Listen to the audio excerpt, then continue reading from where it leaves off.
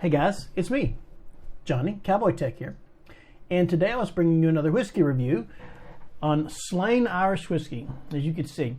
And a lot of times when I do these reviews, it's great. You know, I buy the whiskey and I research where it was made, and then I'll do a taste and you know, whether I like it or not, or if it's good with, you know, a mixer, Coca-Cola, what I usually do, Coke Zero. And it's all very straightforward, very easy. Well, this whiskey, I bought it. I thought it was great. It's Irish whiskey. It's actually made in Ireland. And I'm like, great. This is an Irish whiskey. It's going to be good. But then I did some research. That kind of put me off it a little bit. And I'll tell you why. It's a corporate whiskey. And when I say corporate whiskey, I mean very corporate. So I traced it back to a guy named George Brown, and I'll put him up here now. Let's see. There he is, George Brown. Okay. Back in 1870s. I'm like, oh, well, okay, but it's in America. So this George Brown in America actually was the accountant for the company that started the whiskey. But it wasn't this whiskey. No. They bought Old Forester. Let's see if I can get that to come up. Come on. There it is. Old Forester. Which was the first whiskey that was served in bottles. And it was Dr. Forester that convinced the people who owned the company to put it in glass bottles. I'm like, okay, well, he bought a whiskey company. He was an accountant, but he bought a whiskey company. I'm like, okay, that's fine. So then, in the lean years of Prohibition, they also bought another whiskey, Early Times. And so Early Times was the only whiskey that actually was legally sanctioned by the government to be sold during Prohibition. Once again, they're making money. They're the only game in town. All right, so, well, I can't fault the people for that. You know, it's a good business. So then they bought this little distillery right here. It's called Old Oscar Pepper in Woodford County, Kentucky. Now, this is going to become important in a minute, so just stick with me. Okay? And then they bought, and I don't have a graphic for it, the Bluegrass Cooperage, which basically a cooperage makes the barrels. It was the largest supplier of whiskey barrels. So now they currently own 3 brands of whiskey and most of the barrels that are used to make whiskey in. So you see what they're doing. They're working on cornering the market, right? So after that, in 1958, they bought Jack Daniels. That's right. This company owns Jack Daniels. They bought it. They didn't found it. They didn't make it. They didn't start the whiskey. They bought the whiskey. Then, what's the next thing they do? What was it, 1965? They bought a champagne company in California, a champagne/brandy company in California. Nothing to do with whiskey. They're still just buying up companies. All right. Then, in 1971, they bought Canadian Mist Vodka. Nothing to do with whiskey, just buying companies, you know, trying to make that dollar, make money off of us people who enjoy drinking. And then they turned around after that, and in 1979, they bought Southern Comfort. That's right, they didn't make it, they didn't start it. The people who started it sold it to them. So now it says it's a New Orleans original. Well, it's not owned by anybody in New Orleans, I'm telling you that right now. Some people living up in New York City. I won't quote the commercial, but you know which one I'm talking about. So then they bought an Italian winemaker in Italy. And then to add insult to injury, what year was that? This next one. In 1991, they bought Glenmorangie, a Scotch. All of this is owned by this one company. And they started none of these companies. None of them were started by them. They just bought companies and they're selling what they've got. They've tried to corner the market on barrels and everything else. And then they bought something called, I'm trying to find the name of it, how to pronounce it correctly. Finlandia. It's vodka. I'm assuming it's made in Finland. I didn't really do it. Then they didn't buy this next one, but they got exclusive rights. They're the only people that can sell it. Appleton State Rum in Jamaica. They're the only people that can sell it. And the reason is, back in 1956, they bought a import company in New York, so they could import all this stuff, like the Italian wine and the Canadian and rum, Canadian Mist and the Appleton Estate rum.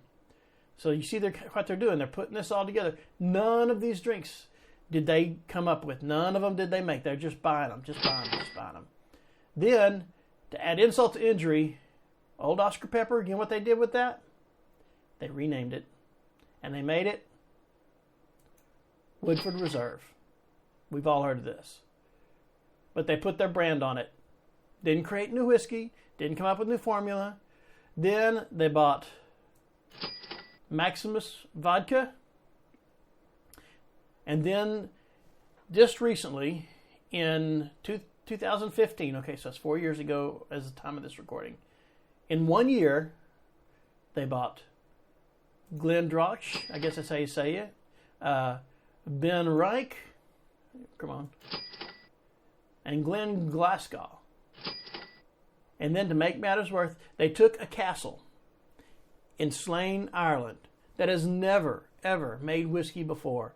In 2015, they bought it, and they turned the horse stables into a distillery in 2015 and produced Slane whiskey.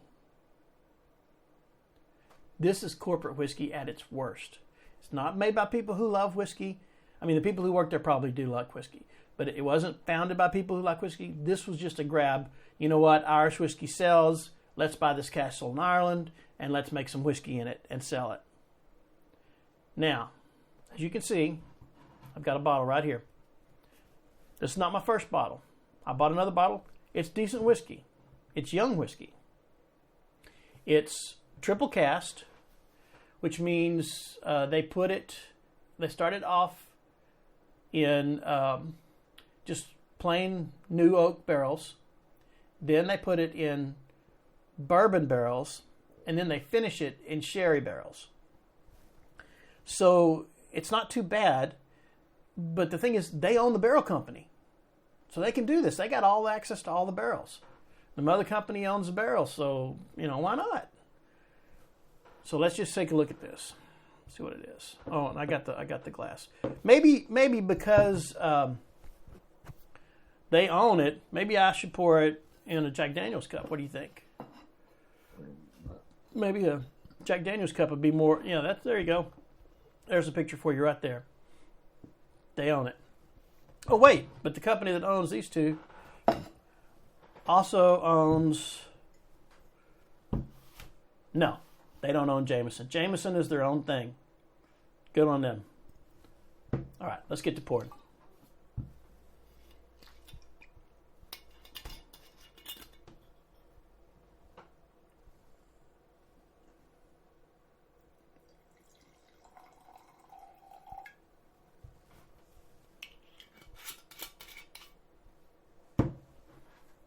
So,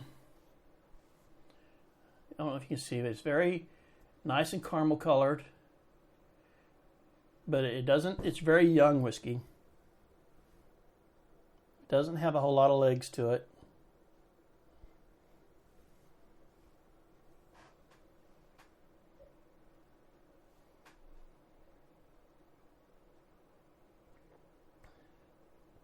And it's not that strong. It's pretty nice. You can tell it's a young whiskey. Like I said, they only started in 2015. So, if they were to take if this was some of the first they made in 2015, it'd only be 4 years old. So it's not going to compare to a 12 or 15-year-old whiskey. So let's see how it works with a little bit of Coca-Cola. I'm surprised I haven't tried to buy Coca-Cola or produce their own soda to put in with it.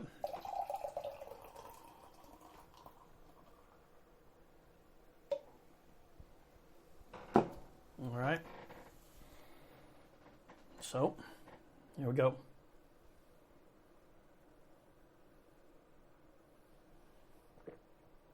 It's pretty strong, although I did pour a hefty amount. It's pretty strong and makes the Coke taste really like a real heavy caramel, however you choose to say it, flavor. I probably need to put the whole can in this because I did pour, like I said, pretty strong. So yeah, I mean, for a drink, it's nice. I'm currently in England, and it's £30 for a bottle of this, which works out to about $40 US for this. So I think it's slightly overpriced. I mean, for $40, you can get a nice single malt, or even though it's owned by them, I think I'd rather have a Jack Daniel's Single Barrel Select. Yeah, the same people that own this company own Jack Daniel's Single Barrel Select. They own Gentleman Jack. Can you see my Gentleman Jack cap? So when you see this on the shelf, just know it's Jack Daniel's own. It's not owned by Jack Daniel's, but it's owned by the company that owns Jack Daniel's. Jack Daniel's doesn't even own Jack Daniel's anymore. It's owned by this guy. Let me see if I can put him to the top here. Or the descendants of this guy, by a big corporation. It's corporate whiskey at its worst. Or maybe it's not worst because it's drinkable, but it's corporate whiskey. It's nothing special. So if you just want a drinker, I can't even recommend this as that. I would say get Tullamore Dew or Monkey Shoulder because you're paying less and it's about the same kind of quality. So I can't give this a... overall, taste is okay. Price, not okay. Corporate whiskey, really, no. Corporate whiskey, no. All right, it's Cowboy Tech. Till next time, hope to see you again soon.